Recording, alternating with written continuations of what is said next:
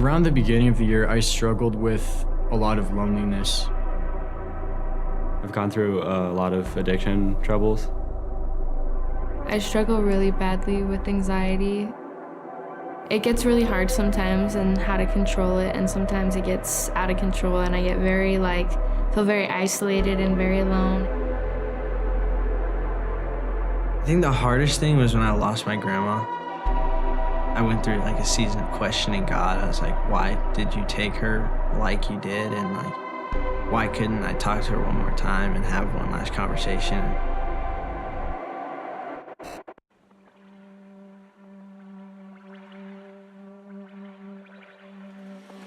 It just kind of felt like I would wake up, I'd go to school, I'd go to work, I'd come home, I'd sleep, and it would just do the whole thing all over again.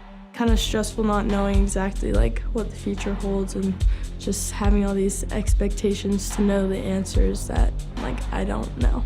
With the different waves of COVID and stuff and everything being super confusing, never knowing if you were going into school or not.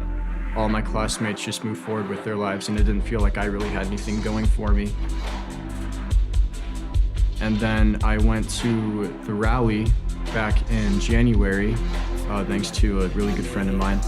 And then I started making a lot of connections with a lot of the people here, and I'm doing a lot better off. I got a lot more going for me now. I've got a lot of great friendships started, and I'm doing much better than I was before. The people you surround yourself with, when you get there, you get in that building, you're surrounded by people who care about you and love you like Jesus does. It changes everything. I guess I get a lot of hope from the people around me. That's what you're here for, is to meet people and find Jesus through other people. God has a calling for you. God has a purpose for you, even though you might not know it yet. Knowing that Jesus is walking with me, even when I don't feel him. You never know what's gonna happen. You never know how God is gonna work in your heart. You may not feel like you belong right now, but if you have faith in God, if you give him time to work in your life, if you're patient with him, he will supply you with what you need. And every day is a constant reminder of that for me. I was lost. There was a lot that I didn't have. And looking back, it's just incredible to see how much has changed for me. And I know that it's all thanks to God.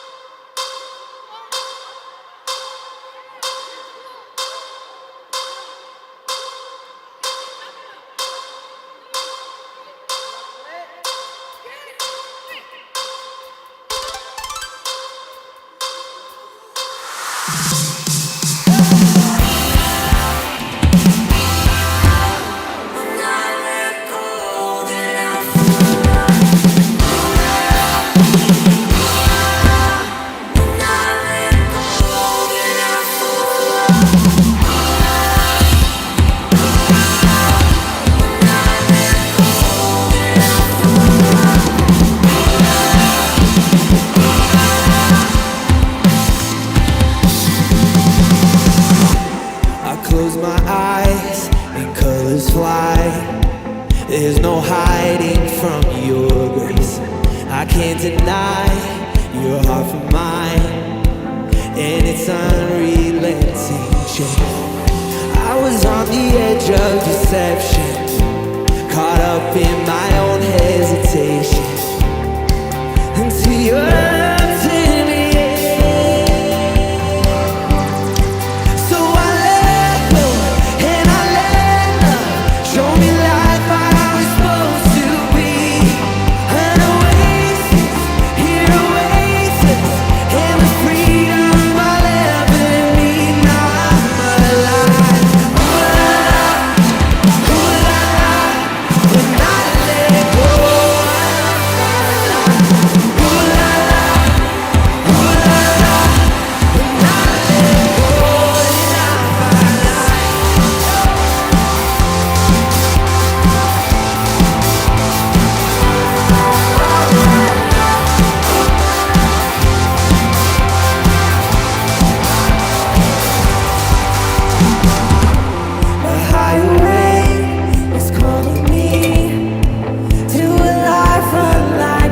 for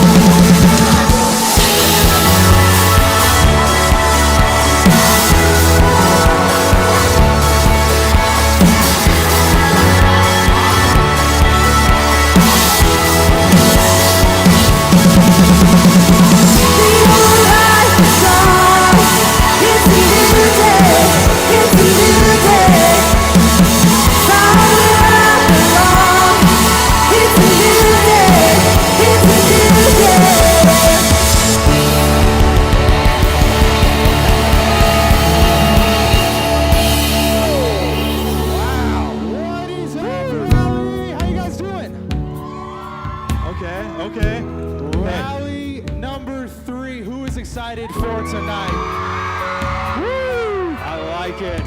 They are hyped. They are so hyped. Hey, we are so stoked because Rally, we do this so that all campuses can come together, can worship together, can learn together, and also have fun together. Yeah. That's what I'm so excited about. But hey, how many of you love the group that you were in every single week? Make some noise for your group. I love it. Make some noise. Man, as I was thinking in that intro, it's so powerful. If you didn't know, that was all students talking about their own life, what they're walking through. And groups is the most important thing that we do. Rally is awesome. Yeah. It is so fun, but groups, every Wednesday at your campus, don't miss groups happening. What do we have going on this weekend, though? You guys want to hear this? Okay, you guys want to hear this? We have a super exciting weekend happening at every single one of our campuses. We have a weekend that we are calling Next Gen Weekend. And what that means is some of your campuses are going to have anybody speaking from our Next Gen team. So here at Lafayette, you get to hear from Aaron. He's going to be speaking this weekend. You don't want to miss it. And if you are at Aurora, you get to hear from our buddy John over there. Let's get up for John. Let's get up for John. There they are. Let's go. John. Yeah. Let's go.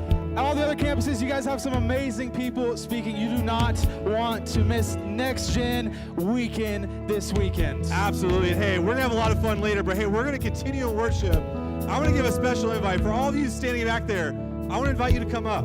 Fill the aisles, come up here, participate in this. Come be a part of it. It's a lot of fun. Everyone's welcome up here. Let's go crazy. Let's keep going. Hey, let's keep worshiping. Let's go. Come on.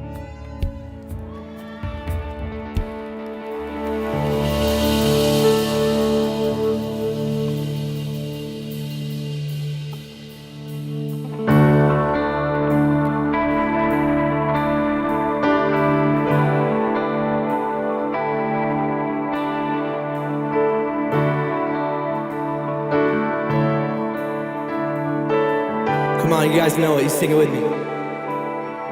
Christ is my firm foundation. Every voice. The rock on which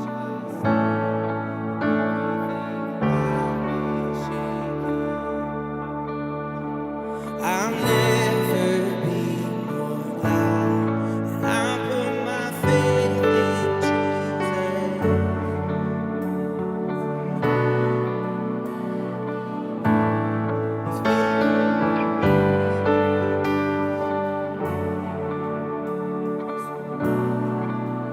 You guys sing it out.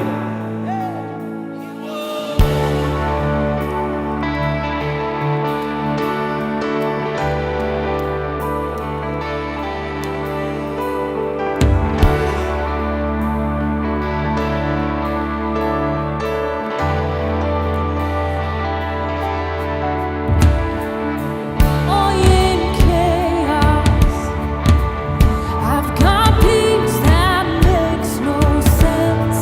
So I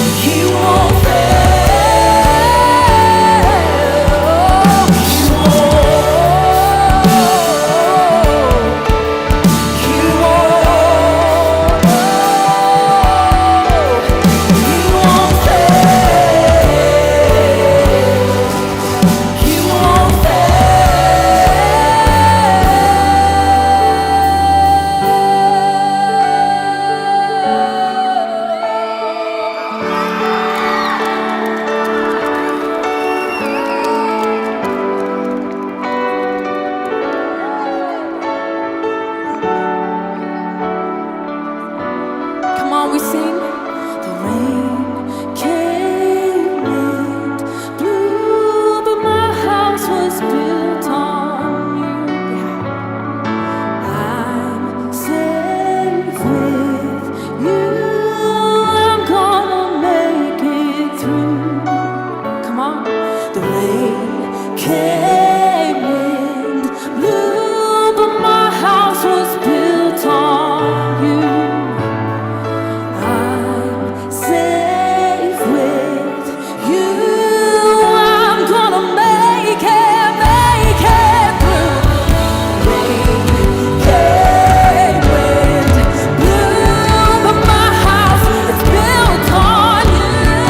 Yes, I'm safe with you. We believe we're gonna make it. I'm gonna make it through. 'Cause I'm standing strong on you. Oh, I'm gonna make it through. 'Cause my house is built on you.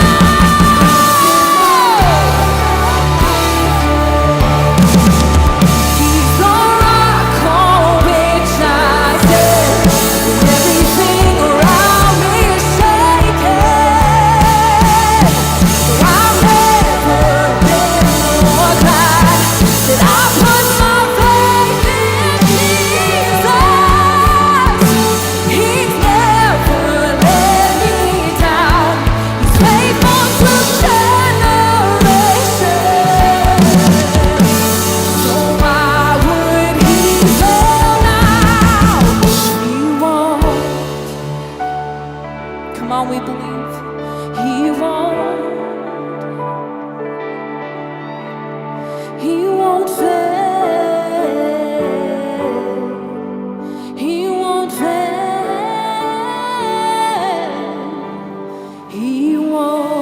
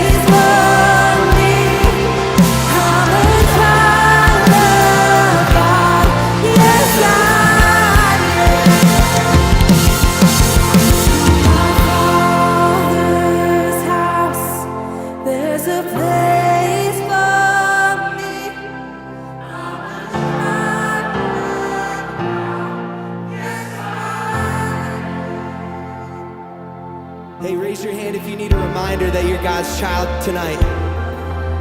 I need a reminder that I'm chosen, that I'm not forsaken, that I'm accepted in His presence.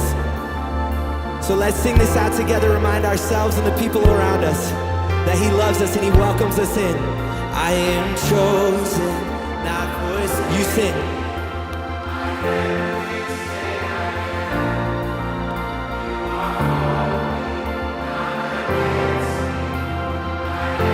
Even when we don't remember, not forsaken. I am who you say I am. You are for me, not against me. Hey, no matter what you're walking through in your life, this is truth tonight. I am chosen. You sing. Not forsaken. I am who you say I am. There's room in the Father's house, in the Father's house. I am chosen, not forsaken. I am who you say I am. You are for me, not against me. I am who you say I am. Oh, I am who you say I am. Yes, I am who you say I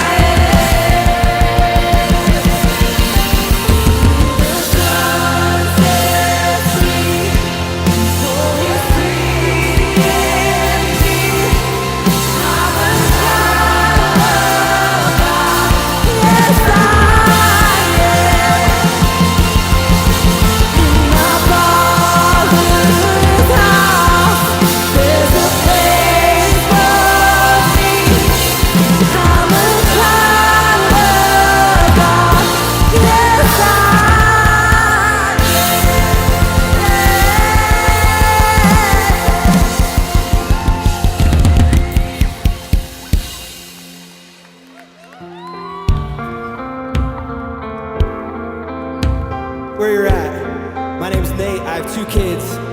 One of them is Micah. He's 7 years old. And one of them is Jace, and she's 5 years old. She's in kindergarten. And there's something that happens when I come home from work every single time, and it doesn't matter what they've been walking through that day, whether their hair is a mess or whether they're put together. But when I come through the driveway and I come in the garage, I turn around a corner and they hear the door open and they yell, "Daddy," and they come running with their hands up like this. And it doesn't matter if they got, gunk all over their face from eating. It doesn't matter if they were just fighting with their brother or sister. They don't have to get their lives straightened out to come and see the Father. And the truth is, I'm not a perfect father, and I let them down. And I don't know about you, but in my life, I had people that I looked up to, parents, role models that have let me down. But that picture when the kids come running to me like this with their hands raised, if you're here and you see people raising their hands, that's exactly what we're doing. Is we're coming with all of our mess, with all the things that are broken, and even if we're having a great week, we come like this and we look at our Father and we say, "Daddy," and He welcomes us into His presence. And so that's what we do. So I'm gonna invite you guys, if you're comfortable, we're gonna sing that bridge again. I'm chosen, not forsaken. And we're gonna all lift our hands like that. It doesn't matter if you walked in, you don't know what you're gonna do, you don't know what's coming next, or maybe you're really, really confident in where you're at. We're just gonna turn our hearts to the Father tonight. Is that okay? All right, so come on, we sing, "I'm chosen." We sing, "I am chosen, not forsaken. I am who you say I am. You are for me, not against me. I am who you say I am." Sing it again. "I am chosen, not forsaken. I am who you." He always invites us into His presence. "You are for me, not against me. I am who you say I am. I am chosen, not forsaken. I am who you say I am. You are for me, not it. We run to you, Jesus. I am chosen, not forsaken. I am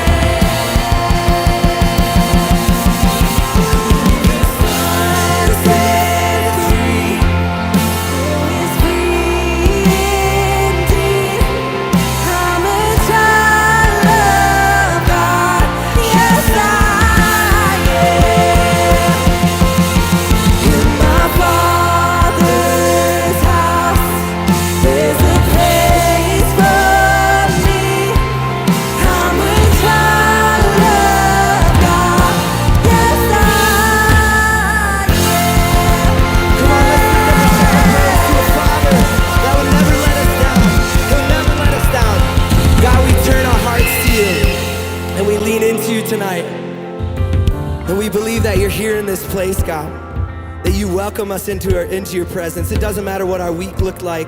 It doesn't matter how we're walking in right now, God.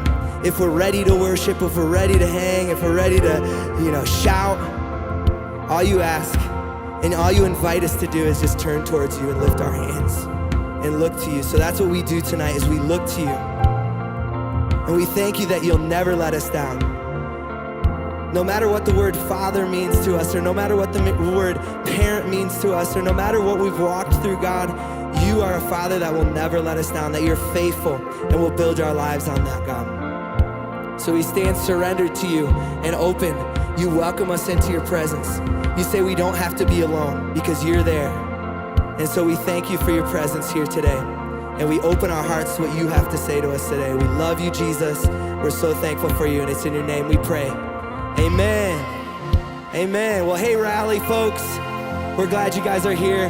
Go back to your seat, and then Ben's going to come up and bring an awesome word.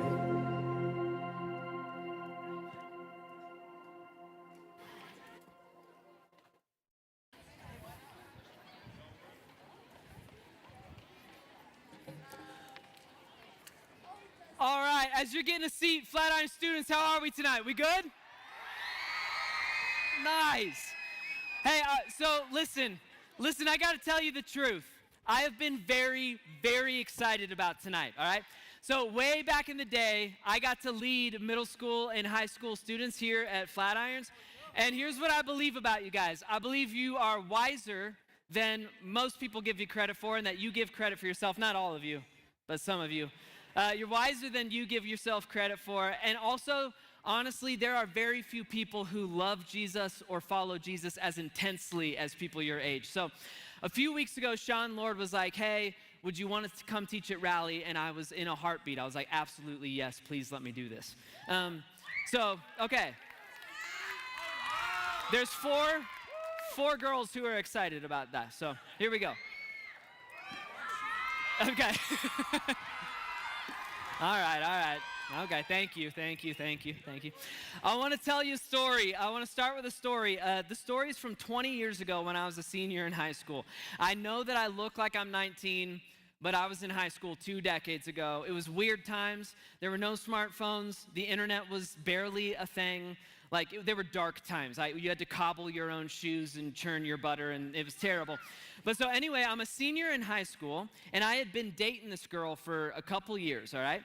But senior year is, yeah, he had a girlfriend. so I was dating this girl for a couple of years, but now it's like senior year's ending. We're about to graduate. We're both going to go our separate ways. And so I'm getting the feeling of we need to break up. And so there's this night, I'm in the car, I'm driving to her house. It gets worse, trust me. I'm driving to this girl's house, and I'm nervous, because I'm psyching myself up for the whole, hey, it's not you, it's me, and we need to take a break, that whole thing. So I get to her house, and I'm nervous. I'm so nervous.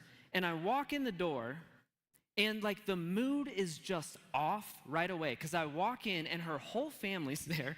It's her mom and her dad and her 2 sisters, and all of them have been waiting for me to show up. And I walk in the door and they all just have these smiles on their face, like they have some secret that they're keeping from me. And so I'm like, what's going on? And then finally, after a few minutes, her dad goes, okay, we've got a surprise for you. We want you to join us on summer vacation to Hawaii.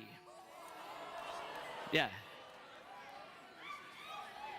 And so now I've got a dilemma, right? Because in my head, I'm going well, what do? Do I break up with her and then miss out on a trip to Hawaii? Or do I just kind of keep dating her for a couple months and go to Hawaii? So keep in mind, this is 20 years ago. I was way more messed up then than I am now, and I'm still messed up. And so I made a very terrible decision, and I dated this girl for a few more months so I could go to Hawaii for free.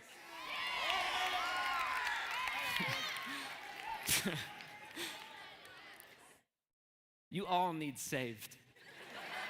We're going to do it tonight. All right, so I go to Hawaii.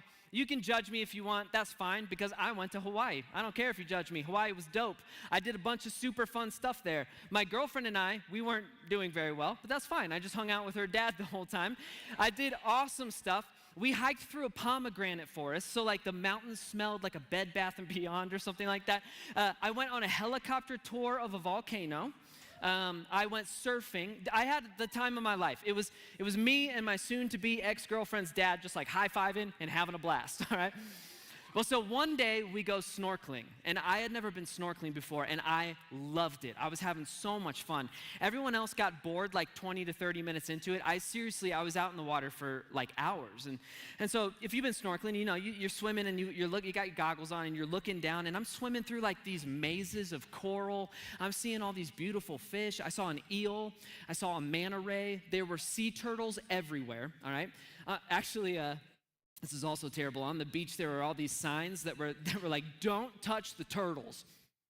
But I was like not a good person, so every turtle I would just grab, and they would like tow me through the water. It was awesome.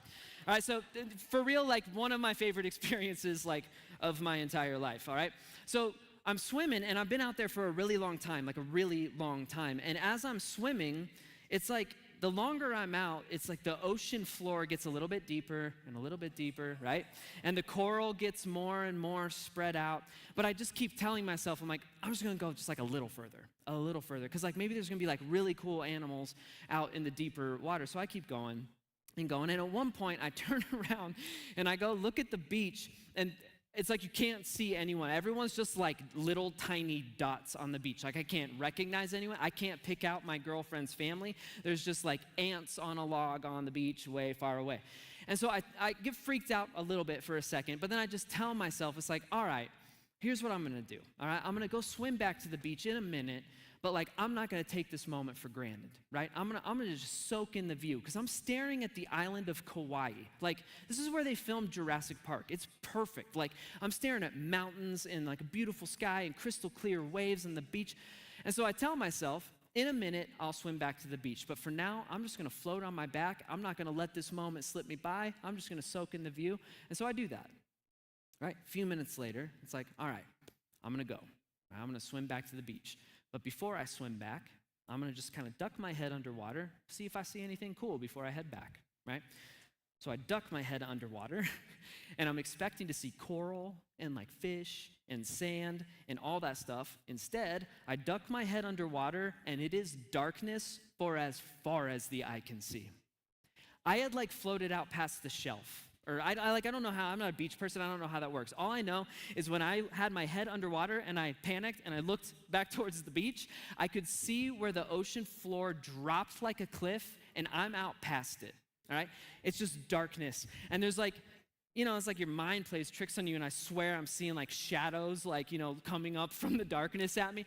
I panic, I start swimming as fast as I can back to shore. I'm freaking out, all right? I don't know, I think you know the feeling I'm talking about. Like, I got that feeling of like, maybe you've had this when you're at home and it's late at night, you turn the lights off downstairs, and now you gotta go walk upstairs to your room, and you have that like creep down your spine because you're convinced that like someone or something is like watching you and following you. That's how I felt swimming back to this beach. And so I've got this creepy tingling all down my back, and I'm swimming back to the beach. Out of nowhere, I feel something bump my leg. I turn, and I see a shark fin just in time for this thing to bite my leg. And now this is an important part of the story, listen. The part about the shark is not real. It's just admit that part out. I lied to you. I'll be done lying now. That would make for a cooler story. Here's the reality is really boring. Reality was I swam for probably like 30 minutes as fast as I could. I finally got back to the beach, and I had swallowed so much salt water that I threw up a little bit inside of my own mouth. And then my girlfriend's dad was like, I missed you, where were you? And my girlfriend was like, I never noticed that you left, and I survived. In the end, okay? The end of the story. Here's why I tell you the story. And here's where we're gonna get serious. I want you to have this picture in your head for the rest of the time I'm talking right now. There was this moment where I'm out there on the water, and I want you to picture this. On the surface, all I see is beach and mountains and like ocean, and it's just beautiful. Like on the surface, I'm staring at paradise. But as soon as I put my head under the surface, it's terrifying darkness for as far as the eye can see. And here's my concern, and we're gonna get real together. My concern, what I'm worried about, is that most of us, myself included, are living our lives this way. And what I mean is, like, on the surface, everything's great. Or on the surface, we're trying to make sure everyone else thinks that everything's great. But under the surface of our lives is darkness for as far as the eye can see. Let me explain what I mean by that, all right? So here's what I believe is one of the biggest dangers for your generation, all right? And I want you to remember, this is not coming from someone who's like older, and so it's like, oh, these young whippersnappers, they don't with their phones. I'm not that person, all right? This is coming from someone who loves you, I believe in you, I'm rooting for you, I'm on your side, all right? But still, from someone like me, who's just got a couple more years of experience on you, all right? Here's what I think is like the biggest danger for your generation. It's this: curating your life, totally normal. Okay? Curating is a weird word, but what curating means is you show off all the good stuff and all the bad stuff you keep hidden, right? And curating your life, totally normal. One of the reasons this is normal for your generation is because you're like the first generation in the history of humanity who like grew up with social media and smartphones. Like you've never had life without that. And social media, that's what it's for. Social media is to show off only the good stuff. That's how we use it. And I guess that's fine, but like that's how we use it. We show off the good stuff. Like pay attention next time. Like pay attention to when a group of girls take a group photo of themselves. Okay, I'm serious. This could be girls in middle school or high school. This could be women who are like 70 years old. Watch them, okay? It's gonna take about 30 minutes, okay? Because here's what happens. They got 7 girls and they take a photo and then one of them's like, I gotta fix my bangs. And they're like, okay, that's fine, fix your bangs. And you take another photo and then one girl's like, I'm blinking, let's take a go. You take another one and another one. You always get to that moment, you've taken 20 pictures and every girl looks cute, but there's the one girl in the back, she's like, my eye is seeping blood again, let's take it over, or whatever. And what's gonna happen is you take 30 photos or 50 photos just to get the one where every single girl thinks, I look cute in this photo, and then that's the one that gets posted. That's called curating your life. It's showing off the good stuff and deleting the bad photos, and it's totally normal for your generation, because let's be honest, we're not gonna post pictures of the bad stuff. We're not going to. You're not gonna post what last night, right? Where you were like green in the face with dark circles under your eyes, and you're not gonna post that picture and write the truth of like, I just ate too much Chef Boyardee again, right? Like hashtag diarrhea or whatever. We've all been there. I was there last night. I was just not gonna post it, right? That's called curating your life. You show off the good stuff and you hide the bad stuff. And here's where this is gonna get dangerous for you and your generation. It's when that attitude bleeds out of social media and bleeds into your real life. Because on social media, who cares? No one cares. Show off the good stuff. Take the 30 photos. Photoshop the zit off your forehead. You knock yourself out. You do that, all right? But here's where it gets dangerous, is when you start curating, not just on social media, but in real life, with your real families and with your real friendships. And here's where I'm gonna ask you something, because I believe in you. I believe that you can do this. Here's what I'm gonna ask. For the rest of this talk, I believe that what I'm about to say is something that a lot of people, I would even argue every single person in this room, adults included, has to hear tonight. And so what I'm gonna ask for the rest of this time is, as I'm talking, give me 15 minutes. If you're the one here, this was me in youth group, where it's like, I'm here to be hanging out when you're done. If that's you, what I'm gonna ask is you respect the people that need to hear what I'm gonna say tonight and just be chill. Can we do that? Here's what I think you need to hear. And here's the question that I think you need to ask yourself tonight. The question is this: am I curating my life? Not just on social media, but am I showing only the good stuff and hiding all the bad stuff, like with the people closest to me? And the real question is on the screen, is like, are we pretending to be better off than we really are? It's just like me snorkeling in Hawaii. It's like, are we living in such a way where we keep other people on the surface? And so everyone else thinks we're living in paradise. Everyone else thinks that our lives are going really great and we've never been happier. But in reality, we know the truth because we know what's under the surface. We have the snorkel, we have the goggles, and we know that it's just scary darkness all the way down as far as the eye can see. We know that under the surface, our parents' divorce is screwing with us way more than we're letting on to our friends. Or we know that we're dealing with anxiety or addiction or eating disorders or maybe the depression. I've got depression. Maybe it's like starting to spiral out of control, and so you're starting to think some really dark thoughts, but nobody else knows. Or maybe even though you play it cool around other people, or you might even be like one of the popular kids at school, you know under the surface, it's like you just don't know who you are. You're like really deeply insecure. You kind of just wish you were someone else. Or maybe you're stressed out of your mind. Because some of you are like, you're almost in high school. Others of you, college is right around the corner, and it feels like the entire world is telling you that you've got to have your entire future planned out right now, and it's stressful. And under the surface, you know, it's just scary and it's dark all the way down. We're just too afraid to let anybody else know it. And so we keep all those things like stuffed away where no one else can see them, and we play pretend. And we show off the good stuff, and we hide the bad stuff, and the result, every time you do that, the result is we feel deeply, deeply alone. We've got no one to talk to, right? Got no one to talk to about your real life and about the stuff under the surface. And so it's like we're just trying to figure it out all ourselves, which leaves us feeling deeply alone. Tonight, what we're going to talk about is what are we supposed to do about that? Like, what do we do about the parts of ourselves that we've kept hidden, the parts of ourselves that we've kept under the surface? What do we do with the fact, you already know it, that you're going to have a blast? Some of us are going to, this is me, we're going to have a blast out there in the lobby, and then we're going to go get in the car or get in the bus, and we're going to go back, and as we go back, that darkness is going to start to settle in, and by the time you get in your bed, you feel lonely and you feel lost. What are we supposed to do about that? And this is where I want to tell you a story from the life of Jesus. All right, and it's a story about how Jesus cares about what lies under the surface of your life. And it's in a book called Luke. And so I'm just going to kind of walk through the verses, and I'll just tell the story to you. Okay, so it starts like this. Jesus, he went out. He's out walking around, and he saw a man named Levi at work collecting taxes. That's weird. I'll explain it in a second. Jesus said to Levi, he goes, "Hey, you, come along with me." And then Levi did. And Levi walked away from everything, and he went with Jesus. So Jesus meets this guy, Levi. Levi's a tax collector. Without getting into like history and stuff, tax collectors were hated in Jesus' day. People hated tax collectors. They were like a weird mix of like, kind of like gang members mixed with terrorists, mixed with like accountants or something weird. Like they're just, the point is these are guys who have a lot of darkness hiding under the surface in their life. But then when Jesus meets Levi, he goes, "Dude, I want to hang with you." And so here's what happens next.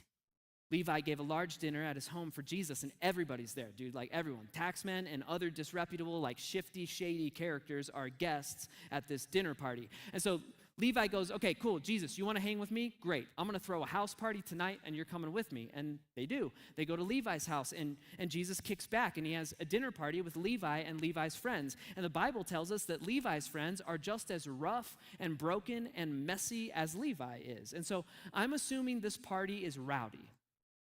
Okay, at one point, some Pharisees are walking outside of Levi's house. Pharisees are like religious experts. Pharisees think a lot about themselves. They think highly of themselves, right? They've got their life figured out.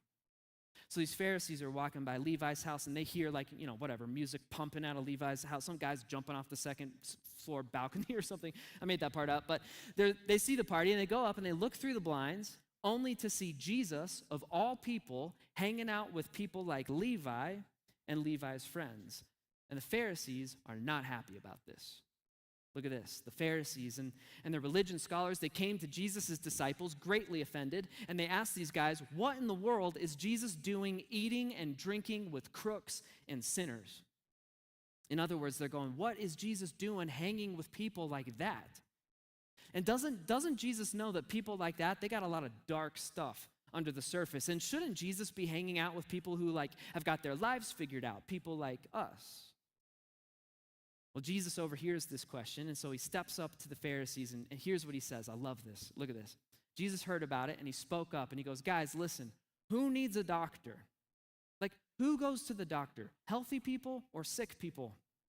And then Jesus goes, I'm here inviting outsiders, not insiders, and I'm inviting them to a changed life inside and out. And so in other words, what Jesus just said is he goes, hey, listen, guys, I'm not here to hang out with people who think they're perfect like you. I'm here to hang out with people who know that they're broken and they're tired of hiding it under the surface. I'm here for people who know that they need help. He said he's here for the outsiders. That's good news for people like us.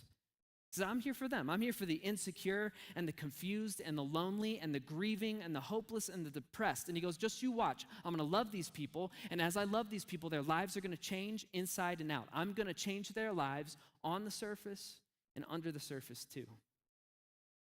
And Jesus gets a bad rap sometimes. Right? There are people out there who think, or they're going to tell you that if you want to follow Jesus, then you've got to be like cleaned up and perfect, and you can't have anything hard or bad going on under the surface. And that just, it's not true. It couldn't be further from the truth. Like, listen, you don't need to be all healed up to follow Jesus. The only thing you need is you need to want to be healed up, because Jesus is the doctor for your heart and your soul. And all you've got to do for Jesus to get to work is to admit that you need some help. Here's what I mean by that. Like, let's say you break your arm and it's nasty, right? It's one of those where your arm's bending in like 4 places and, blood and all that stuff. Come on. I can't believe that's what you're shocked at. Let's not talk about broken bones tonight. I'm just giving you a hard time. I got awkward, sorry. Say you break your arm, it's bent in like 4 places, it's gnarly. You go to the hospital, right? You sit in the waiting room for like an hour. It always takes forever. They finally let you into the emergency room. You sit on that weird little bed for like another 30 minutes. Doctor finally gets in there. He sits down, he looks you in the eye, and he goes, well, tell me what's going on. Why are you here tonight? Now imagine that even though your arm is throbbing and you're in great pain, you hide it behind your back, and you go, no, I'm good, doc.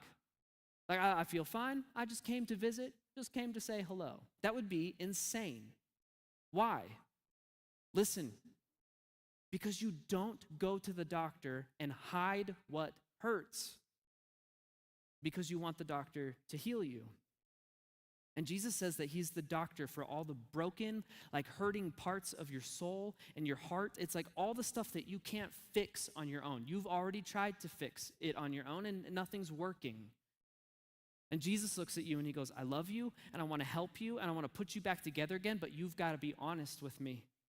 And you've got to bring all the like scary, dark, sad things up from under the surface, and you've got to take those things out of their hiding places and hand them to me so that I can put you back together again. And the more you learn about Jesus, the more you learn that like these were the kinds of people that Jesus spent all of his time with. He spent time with people who were willing to be honest with him. Like who were willing to say, hey, Jesus, here's all the dark stuff that I've kept hidden in my life. Can you fix stuff like that? And Jesus' answer is always yes. Jesus is drawn towards the type of people who are done curating their lives. They are done showing off only the good stuff and hiding the bad stuff, and they're ready to be honest. Jesus loved people like that. Jesus still loves people like that, people like you and people like me. Did you know that, so the church, and that's a word that gets associated with like a building. But the church is God's people. So the church is you and me. The church is like this room right now, this group of people. Did you know that you and I are supposed to show the world what Jesus looks like by loving each other in the same way that Jesus loves us? Like, this is why you are breathing. And one of the ways that we can do that for each other is to create a place here in this room with this group, create a place that just like with Jesus, it is safe to bring the dark, scary stuff up from under the surface. A place where not only do you get to be honest, but then after you're honest, you get to see that we're all gonna love you anyway, no matter what. In a different part of the Bible, a guy named Paul, he wrote about the church. So he wrote about rooms and groups like this one, and he said what they should look like, and it's beautiful. Paul says this, look at this. He goes, carry each other's burdens And in this way, you will fulfill the law of Christ. It's like if you carry each other's burdens, you'll be doing exactly what Jesus told you to do. In other words, Paul says that rooms like this one, groups like this one, this is supposed to be the place where you don't have to carry the dark, scary, heavy stuff alone anymore. This is supposed to be the place where the under the surface stuff gets dragged to the surface and brought into the light so that it doesn't have power over you anymore. Like, listen to this, because it changed my life when I was like 32, all right? But it took me forever to figure it out. This is supposed to be the place where secrets go to die. This is supposed to be the place where you can have a bunch of other people, like other students and other leaders who have raised their hands and they're going, hey, I'll help carry your heavy stuff if you help carry my heavy stuff. And this is supposed to be the place where the real you, with all the secret hidden stuff included, is deeply loved and supported. And this is supposed to be the place where you realize you're not actually alone anymore. And you don't have to carry all this heavy stuff by yourself. Why? Because just like Jesus, this room wants to care for each other inside and out, on the surface and under the surface too. And I know that for some of us, all right, probably even for, I would say all of us, just some of us don't want to admit it, like that idea sounds so freeing. Like there's some of us going like, dude, if I could be honest, like that's exactly what I need right now. That's what I need. And so if that's you, how do we start living this way? Like for those of you who are done showing off only the good stuff and hiding all the bad stuff, and for those of us who like, we know we need help carrying the burdens of our lives, what are we supposed to do? And tonight, you don't have to listen to me, you don't have to, take what I'm saying seriously, but like tonight, I'm gonna tell you what I think you should do. All right, so that way you don't have to be like creative and come up with a solution all on your own. I'm going to tell you what I think you should do. For those of you who are serious and you're seriously done keeping secrets and you're tired of being alone, here's what I think you should do, okay? Remember, I don't work for student ministry here. I'm just a guest tonight. This is coming from someone who loves you and believes in you, and I want you to have an absolutely amazing life, and I just have like a couple extra years of experience, and I want you to learn from my mistakes, all right? Here's what I think you should do. You need to go to groups on Wednesday nights. And there's some of you going like, nah, that's not my thing. And there's some of you going like, oh, of course he's going to say that. We're supposed to. No, you need to go to groups on Wednesday nights if you're sick of being lonely. Like you just need, like next Wednesday, you need to be at group. If you're going right now, you need to be consistent. You need to go to every single one. If you haven't gone yet because you're like, I don't know, I'm just afraid I won't make friends or it feels intimidating, you need to bite the bullet and you need to show up next week. And here's why I say that, all right? It's because this whole not being alone thing and this whole carrying each other's burdens, carrying each other's hard, heavy, dark stuff, listen, it's not going to happen through social media. I'm sorry, but it's not going to. You won't be able to Google and find an easy, quick solution for feeling deeply alone. And that problem won't get fixed on accident. Instead, after thousands and thousands and thousands of years of humans walking around on planet Earth, still the only way to know that you are not alone is to sit in a circle with other people. And you look them in the eyes and you tell them the thing that you've been scared to tell anyone. And then you stick around and you watch while they say, I'm not going anywhere and I love you anyway. It is the only way to know that you're not alone. If you go to group Wednesday night, is it going to change your life on the first night? Listen. Hey, listen, seriously, for some of you, yes. For others of you, probably maybe for most of you, no, not the first night, but you just got to keep going and going and going. And then over time, I promise you, I'm telling you this from experience. It changed my life. Over time, maybe a couple weeks from now, a couple months from now, maybe like a year and a half from now, you'll have this moment where you're hanging out with your people, sitting in your circle, and I promise you, you're going to have this moment where you go, I don't even know how I survived without these people before. You got to go to group. It took me like 32 years to figure that out. Please don't wait as long as I did from someone who cares about you, doesn't want you to feel alone anymore. Go to group on Wednesday night. No more excuses. Get there. Listen, do you want to have a moment together? Yeah? Let's have a moment together. Everyone stand up.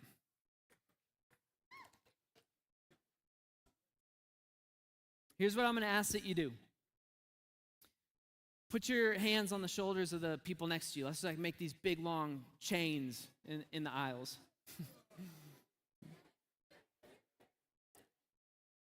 And if you're like sitting in a seat where there's like, you don't got anyone around you, go find someone and link up. All right, here's what we're going to do. Hold on, we got like 2 minutes left, all right? So let's keep respect. Hey, shh. Let's keep respecting the people who might need to hear this right now. You got your arms around each other. Here's what I'm going to do. Before I pray, I'm going to tell you the truth about yourself, even though I know some of you don't believe it yet. But here's the truth about yourself. You have not been forgotten. And I know it feels like it, because for some of us, I was this way. It's like you walk through the hallways at school, it feels like no one even cares that you're around, no one's happy to see you. You've eaten lunch alone more times than you can count, right? Like you feel like you're always the one engaging, you're the one texting your friends, but they never text you. Like I know what that feels like. You feel forgotten, but you're not. Jesus loves you. He feels the pain of your loneliness with you, and he loves you deeply. And I'm telling you, listen to me. This whole feeling forgotten thing could end for you if you throw yourself into this community, because you're in the right place with people who have got arms on your shoulders, people who, just like Jesus, want to know you. Here's another truth about yourself. You're not too far gone.